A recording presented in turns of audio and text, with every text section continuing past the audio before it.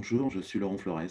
Je vais partager la totalité de mon cours sur le marketing digital.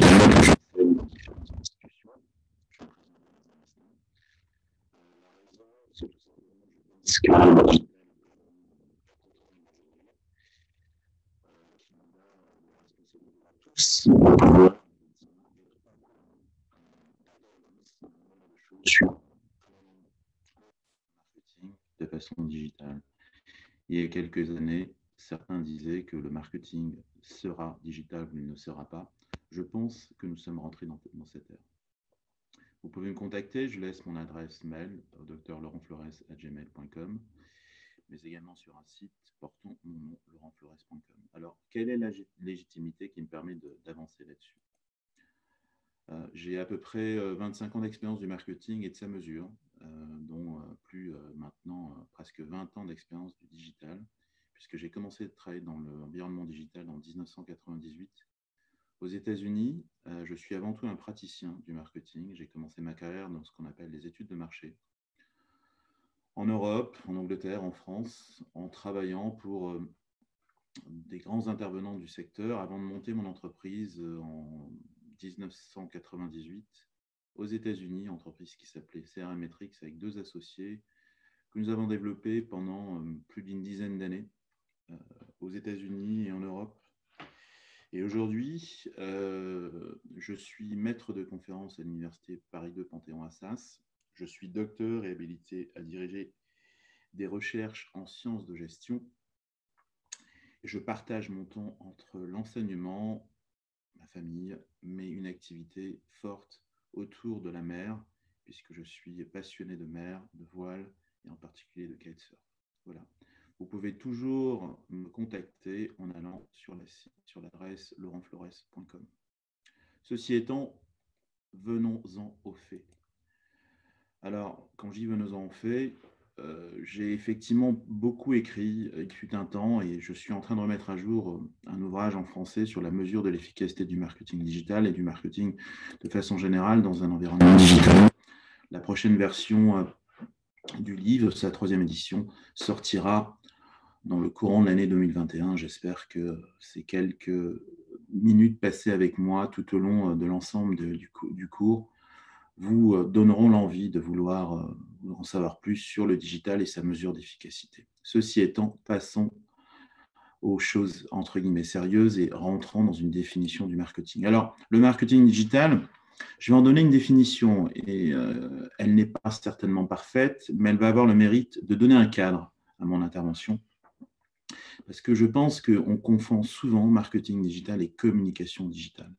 Et la réalité est que sur l'ensemble des postes qui sont disponibles sur ou dans une fonction dite marketing digital, on va souvent attribuer en fait à la notion de marketing digital la notion de management d'un P en particulier du marketing mix. Je vous rappelle que le marketing mix est fait de 4 P, le produit, le prix, la promotion et la distribution au travers du P de pipeline.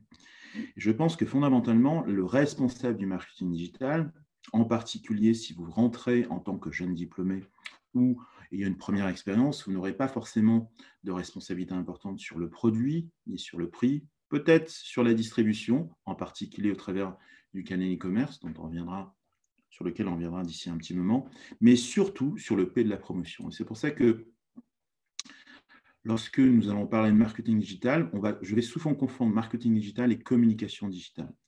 Et je vais dire qu'il fait référence à la promotion des marques et des produits auprès des consommateurs ou des cibles au sens large du terme. Pourquoi? Parce que le digital doit aussi s'envisager dans le B2B, peut-être pas de la même façon avec des techniques de push marketing, mais de plus en plus de pull marketing et pour faire écho au fameux inbound marketing.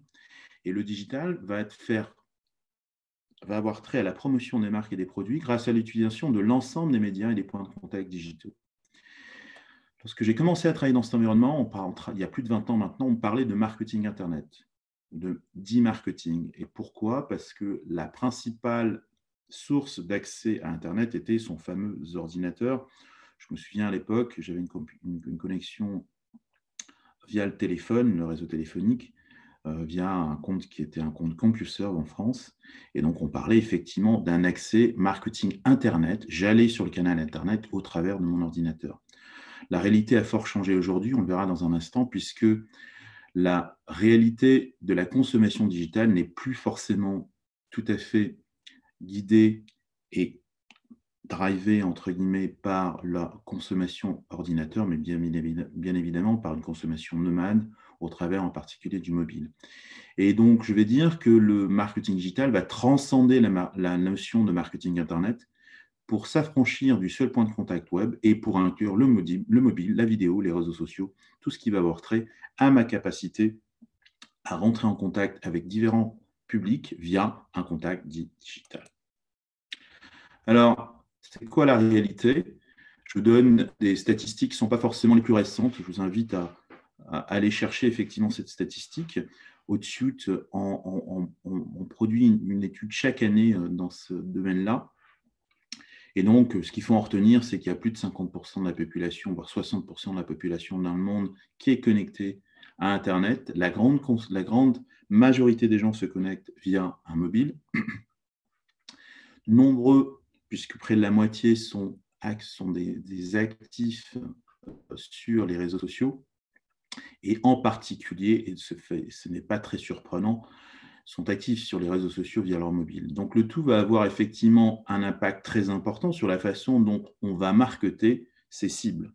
La réalité, c'est qu'il va falloir s'intéresser à ce que font ces cibles lorsqu'elles consomment le média Internet, lorsqu'elles vont consommer en particulier la catégorie de produits qui vous intéresse.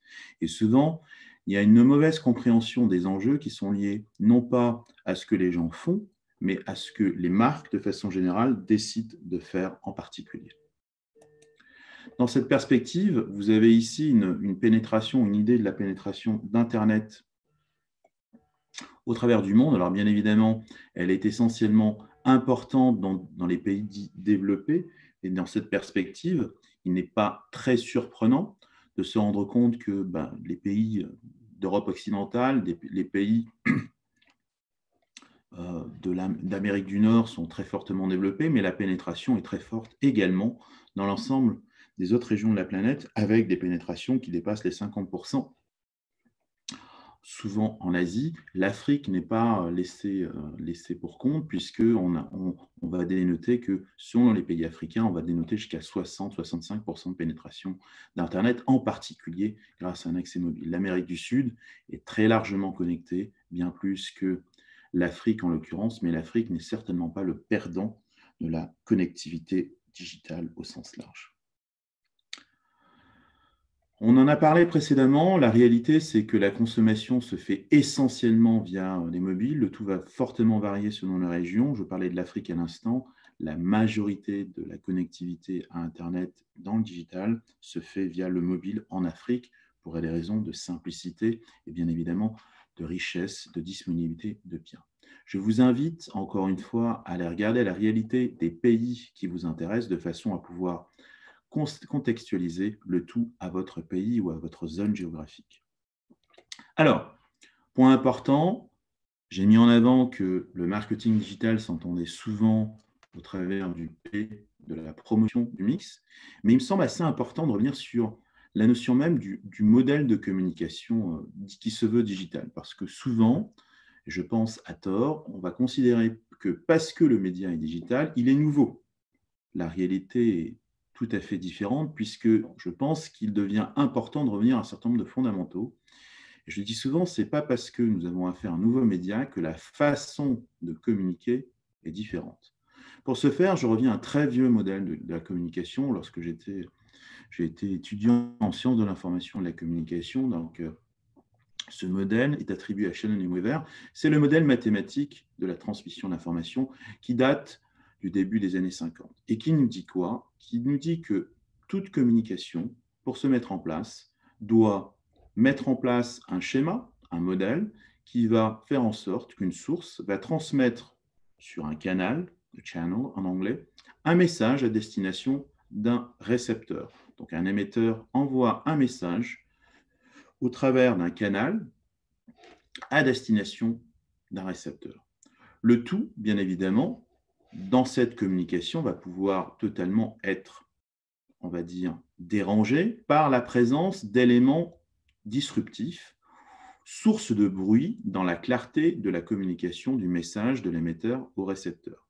Alors typiquement, je disais que j'étais passionné de mer. Lorsqu'on va communiquer, par exemple, sur une VHF, on va communiquer, on est sur un mode de communication asynchrone où l'émetteur va prendre la parole. Pourquoi? Parce que le canal, en l'occurrence, ne va faire passer qu'une source d'information dans un sens, et donc on est dans un canal asynchrone, et donc l'émission de l'émetteur vers le récepteur va se faire grâce au canal qui a trait à radiocommunication. Sur ce canal, quelquefois, la communication passe mal.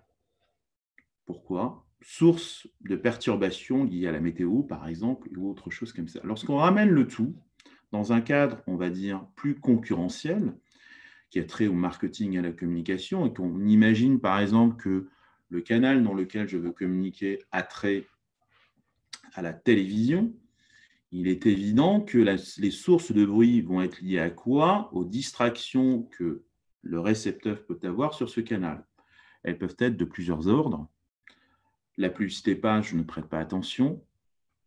Au-delà de ça, la publicité page, je ne suis pas le seul à parler, ma marque n'est pas la seule à parler, donc la concurrence va être un facteur de distraction assez important. Et de façon générale, il est dit qu'un individu moyen va recevoir plus de 2000 messages publicitaires par jour. Donc, la vraie difficulté va être pour un annonceur, quel qu'il soit, aujourd'hui en environnement digital ou plurimédia, d'émerger. Donc, source de bruit, concurrence, pression publicitaire, et c'est pour ça qu'un indicateur très utile pour comprendre la pression média dans une catégorie de produits fait référence à la part de voix ou share of voice. Nous aurons peut-être l'occasion de revenir sur la notion de share of voice, de part de voix, lorsque nous allons parler de l'efficacité de la communication dans les différents médias, en particulier la capacité de chacun de ces médias-là à avoir des couvertures et des niveaux de répétition plus ou moins différents. Ceci étant, le modèle de communication, lorsqu'il est digital, n'a pas forcément changé, comme je le disais à l'instant. Il va toujours s'évertuer à faire passer un message sur une source, à partir d'une source, sur un canal, avec plus ou moins de succès pour que le destinataire puisse recevoir ce message en tenant compte du bruit, mais en tenant compte également de la capacité de ce message à mettre en place des objectifs qui sont clairs. Et la réalité du tout, encore une fois, c'est quel que soit le modèle de communication que nous utilisons, qu'il soit dans les médias traditionnels, que sont la télévision, la presse, la radio, l'affichage, ou encore une fois aujourd'hui le digital, c'est ne pas parce que le média est nouveau que les objectifs de communication sont nouveaux. Alors pour ce faire, il n'y a pas, quel que soit le cadre de communication dans lequel on se met en place, en marketing ou en communication interpersonnelle, il y a 3 grands objectifs qu'on peut assigner à la communication. Ces 3 grands objectifs sont, premièrement, de se faire connaître, au sens d'attirer l'attention des gens. Deuxièmement, une fois que j'ai attiré l'attention des gens, il va falloir que je développe auprès de cette cible-là un certain intérêt, au sens du I du modèle AIDA, attention, intérêt, désir, action. Donc, deuxième étape du développement d'intérêt. Et troisième étape, développement du désir et de l'action pour que l'individu ou les cibles passent à l'action. Le tout renvoie aux 3 étapes classiques du comportement du consommateur qui ne sont pas nouvelles, encore une fois, par rapport à la façon dont fonctionne le média et les médias en général, mais dans la façon dont va fonctionner le digital en particulier. La réalité, c'est que quelle que soit la nature du média, le digital comme les médias traditionnels, il va falloir être capable de faire passer un message pour qu'on soit audible, pour se faire connaître, au sens de l'étape cognitive. On va souvent faire appel à des indicateurs de mesure de notoriété dans ce cadre-là, pour savoir si la communication a bien passé, si les gens se souviennent de notre marque. Deuxième étape, développer un intérêt passe par ce qu'on appelle l'étape affective du comportement du consommateur. On va développer un intérêt, donc potentiellement une image qui va correspondre à ses attentes, à sa personnalité. Et si effectivement un certain désir, une considération se met en place, il va falloir passer à la troisième étape, qui est la phase ultime, certainement, d'un comportement de communication persuasive, c'est de faire passer à l'action, de pousser les gens à acheter. C'est la troisième étape du comportement dit conatif dans le comportement du consommateur. Et on pourra bien évidemment faire la distinction entre faire passer à l'action les acheteurs de la marque pour la première fois et bien évidemment développer la fidélité des acheteurs passés ou tout simplement ce qu'on va appeler augmenter le taux de nourriture d'une marque sur une catégorie de produits, c'est-à-dire augmenter la capacité d'une marque à être achetée chaque fois que l'individu va acheter un produit de la catégorie de produits. Alors, pour ce faire et de façon à pouvoir le mettre en perspective et se donner les moyens de comprendre comment le digital peut fonctionner différemment par rapport aux autres médias, l'exercice que je fais faire systématiquement, et je vous invite à faire cet exercice-là, c'est d'essayer, à partir d'un questionnement qui est celui d'un questionnement de consommateur que vous êtes, que nous sommes tous, d'essayer de mettre en perspective quelles sont les forces et les faiblesses des médias. En particulier, par exemple, pour une marque comme L'Oréal Paris, je prends L'Oréal Paris comme un exemple. La volonté ici, c'est de mettre en avant la marque comme une marque de type grand public et qui peut a priori utiliser les différents médias qui sont cités ici, la TV, le digital, la presse, la radio, l'affichage, à des fins de développement de notoriété, d'image et de vente. Ce que je vous demande de faire dans cet exercice, c'est tout simplement de mettre à jour les forces et les faiblesses de chacun de ces médias-là, en particulier au regard des objectifs qu'ils sont censés servir, à savoir développer la notoriété, développer l'image, développer les ventes. Quand je demande de mettre à jour les forces et les faiblesses, ce sera tout simplement de rajouter soit 3+, si vous estimez que tel et tel média est spécialement doué pour faire de la notoriété par rapport aux autres, afin que nous ayons une sorte de tableau synoptique de comparaison a priori de la force et des faiblesses des médias pour, dans notre cas, l'exemple de L'Oréal Paris, mais le tout pourrait être fait pour toute autre marque de type grand public qui a la capacité à développer des ventes sur une cible de consommateurs assez large. L'exercice peut se faire exactement de la même façon sur une cible plus particulière, en B2B. Et je vous invite, encore une fois, à vous poser les bonnes questions par rapport à la nature de votre business, par rapport à la nature de la cible que vous visez, et bien évidemment de pouvoir décliner ensuite quels sont les points de contact.